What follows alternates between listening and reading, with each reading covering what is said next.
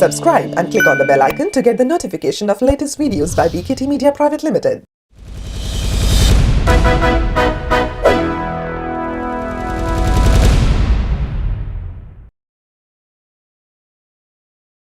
Let me please invite over here on the dais now the man who has actually brought revolution in the education industry. वो एक ऐसे व्यक्तित्व हैं जिन्होंने अपने जीवन की शुरुआत शायद 2 रुपए पर लेक्चर से की थी, बट आज उन्होंने एक बहुत बड़ा अंपायर खड़ा किया है और उस अंपायर को खड़ा करने के साथ साथ समाज में भी अपना योगदान लगातार दे रहे हैं. Ladies and gentlemen, please put your hands together for Chairman and Managing Director of Akash Institute, Shri J.C. Chaudhary. मैं इस संस्था का धन्यवाद करना चाहता हूं कि उन्होंने मुझे मौका दिया यहाँ आने का. वैसे तो मैं बायोलॉजी टीचर हूं और टॉपिक जो आज है होलिस्टिक डेवलपमेंट. होलिस्टिक का मतलब होता है चारों तरफ से डेवलपमेंट समाज का कैसे होगा. मेरी ये सोच कहती है कोई भी समाज जब तक उसमें हर व्यक्ति पढ़ा लिखा नहीं है, एजुकेशन नहीं है, तब तक ये पूरा हो नहीं सकता सपना. जो चाइल्ड पैदा होता है डेफिनेटली उसको पढ़ने का अधिकार है और उसको पढ़ाना चाहिए, तब जाके उसको राइट्स और रॉन्ग्स दोनों चीज़ों का पता लग सकता है. हमारे देश में आज भी लाखों करोड़ों बच्चे ऐसे हैं, लेडीज़ ऐसी हैं ख़ास तौर से गाँव के अंदर, जिनको दस्तखत करने नहीं आते, नाम लिखना नहीं आता. तो कैसे होलिस्टिक डेवलपमेंट हो सकता है? It is not possible. सवाल इस बात का है कि मैं आपको एक चीज़ बताना चाहता हूँ कि एक स्कूल के अंदर 2 टीचर थे, मैथमेटिक्स पढ़ाते थे. एक दिन टीचर ने 10 सवाल दिए, घर पे करके लाइए, और दूसरे टीचर ने भी दिया. ए सेक्शन था, एक बी सेक्शन था. बी सेक्शन वाले टीचर ने पूछा नेक्स्ट डे कि बच्चों सवाल कर लिए? नहीं सर, कोई भी सवाल नहीं निकला. कोई बात नहीं. टीचर ने 10 सवाल ब्लैक बोर्ड पे सॉल्व कर दिए तो सारे बच्चे खुश हो गए. ए सेक्शन के टीचर ने पूछा कि सवाल किए? लड़कों ने कहा नहीं किए. उसने कहा मुर्गा बन जाओ. तो उनको पूरा 45 मिनट क्लास में उसने मुर्गा बनाया और उस टीचर को गालियां देते हुए बच्चे घर चले गए. नेक्स्ट डे फिर वही सवाल 10 दिए. नेक्स्ट डे 2 बच्चे करके आए, 8 नहीं करके आए, 8 को फिर मुर्गा बनाया.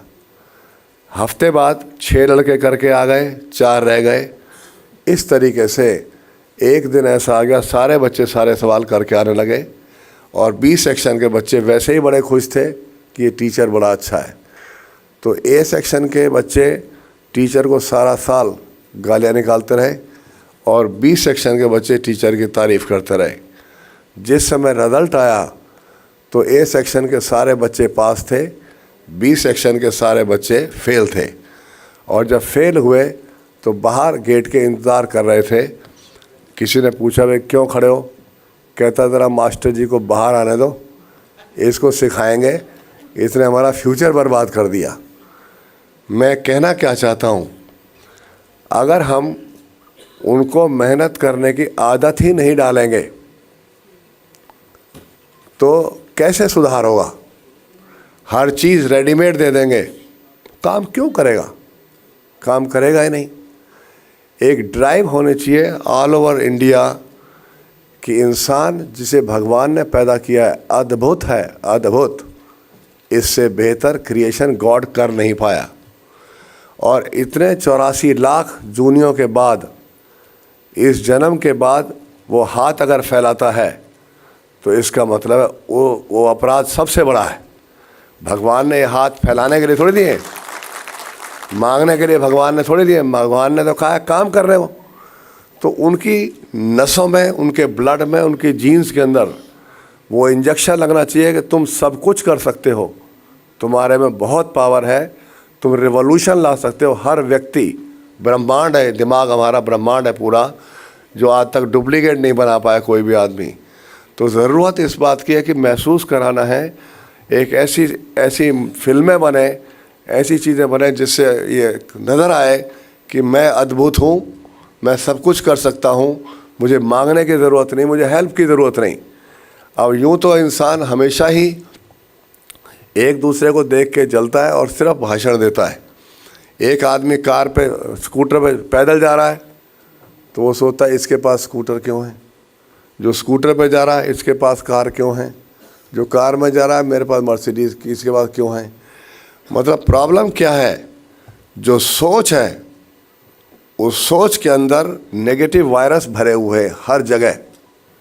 ये वायरस एक कीड़ा होता है, आपके शरीर पे अगर थोड़ा सा कीड़ा चलता जाए तो आप आराम से बैठ सकते हैं, एकदम उसको खुजाओगे हटाओगे। तो ठीक उसी तरह से ये वायरस जब हमारी हार्ड डिस्क में घुसता है, हमारे दिमाग में घुसता है, ये उसको धीरे धीरे कुतर कुतर के चूहे की तरह खाता रहता है और दिमाग को नष्ट कर देता है। तो कोई भी चीज़ लोगों को सिखाई जाए, नेगेटिव थॉट्स अगर आते हैं तो जैसे घर में आप ना भी चाहो तो भी मिट्टी आ जाती है और झाड़ू लगा के रोज़ साफ़ करनी पड़ती है। आप अच्छा सोच सकते हैं, अच्छा कर सकते हैं, नेगेटिव नहीं है, दूसरे की गारंटी है। मैं यहाँ लेक्चर दे रहा हूँ, अब एक आदमी मान लो सोच रहा है भाई ये क्या बोलता जा रहा है, क्यों टाइम वेस्ट कर रहा है, अब मैं उसको रोक थोड़ी सकता हूँ, ये उसकी सोच है। तो ये नेगेटिव चीज़ें लोग दबादा फेंकते रहते हैं, आने दो, रात को सोने से पहले इस तरीके से उड़ा दो, चलिए तुम्हारा कोई काम नहीं। तो जो लोगों को शिक्षा देनी है वो शिक्षा इसी बात की देनी है, सिर्फ फिजिक्स केमिस्ट्री बायोलॉजी की नहीं देनी, किस तरीके से माइंड को हेल्दी रखा जाए। माइंड हेल्दी है तो थॉट हेल्दी है, थॉट हेल्दी है तो बॉडी हेल्दी है, बॉडी हेल्दी है सब कुछ हेल्दी है। तो हमें एक तो एजुकेशन के ऊपर पूरा मेहनत करनी चाहिए। जिस समाज में लड़के पढ़े लिखे होंगे, एजुकेशन होगी, वो समाज हमेशा ही तरक्की करेगा। और सेकेंडली इंफ्रास्ट्रक्चर, जब तक इंफ्रास्ट्रक्चर और कनेक्टिविटी गांव-गांव में बहुत बढ़िया नहीं होगी, व्यापार नहीं बढ़ सकता। तो इसलिए इंफ्रास्ट्रक्चर का, रोड्स का, नालियों का, हमारे कम्युनिकेशन सिस्टम का होना बहुत ज़रूरी है, जो कि डेफिनेटली होना चाहिए। इसके अलावा भी टाइम टू टाइम इनके हॉलिस्टिक डेवलपमेंट के अंदर हेल्थ के ऊपर हमारे प्रोग्राम होने चाहिए। अपने लेवल पर मैं 50 बच्चे गवर्नमेंट स्कूल के फ्री पिछले 14 साल से लगातार पढ़ा रहा हूँ, और उसमें से धोबी का बच्चा, रेडी वाले का बच्चा, वेटर का बच्चा, ये सारे मौलाना दास से डॉक्टर मैंने बनाए और वो बच्चे बन गए। तो वो एक हमारी रिस्पॉन्सिबिलिटी है, उसको हम करते हैं डेफिनेटली।